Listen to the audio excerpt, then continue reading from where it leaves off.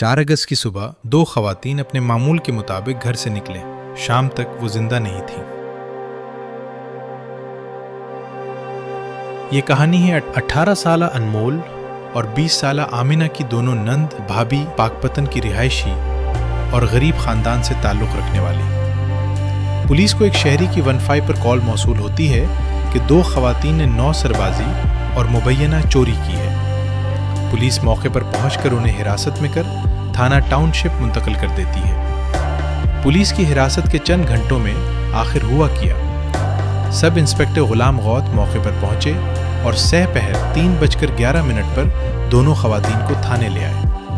3:26 پر انہیں ڈیوٹی محرر تسنیم عارف کے حوالے کیا گیا۔ شام 4:40 پر مدعی کی درخواست ای ٹیگ ہوئی۔ اس تمام عرصے کی CCTV فوٹیج میں دونوں خواتین ہوش و حواس میں کرسیوں پر بیٹھی محرر سے بات چیت کرتی دکھائی دیتی ہیں۔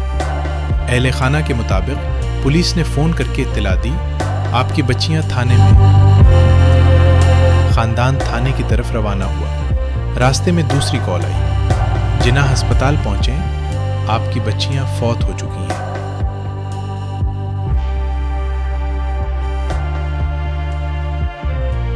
یہی وہ مقام ہے جہاں سب سے بڑا سوال پیدا ہوتا ہے، آخر تھانے سے ہسپتال تک کیا ہوا؟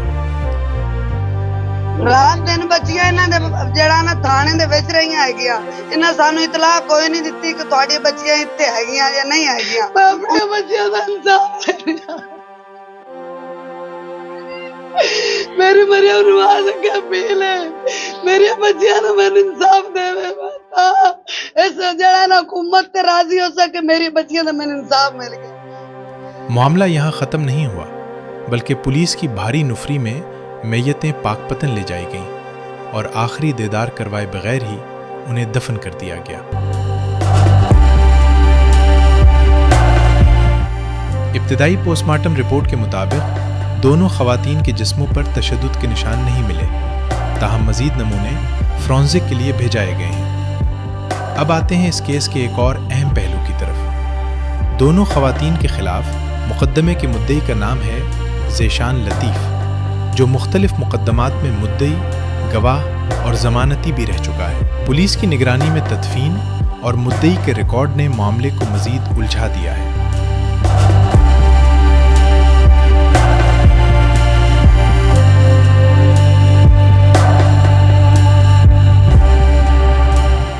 وزیر اعلیٰ پنجاب مریم نواز تو کہتی ہیں، خواتین میری ریڈ لائن ہے۔ تو پھر سوال یہ ہے، کیا غریب کی بیٹی کے لیے قانون کی ریڈ لائن کہیں اور جا کر ختم ہو جاتی ہے؟ انمول اور آمنہ کی موت کا یہ معاملہ سوال بن کر زندہ رہے گا۔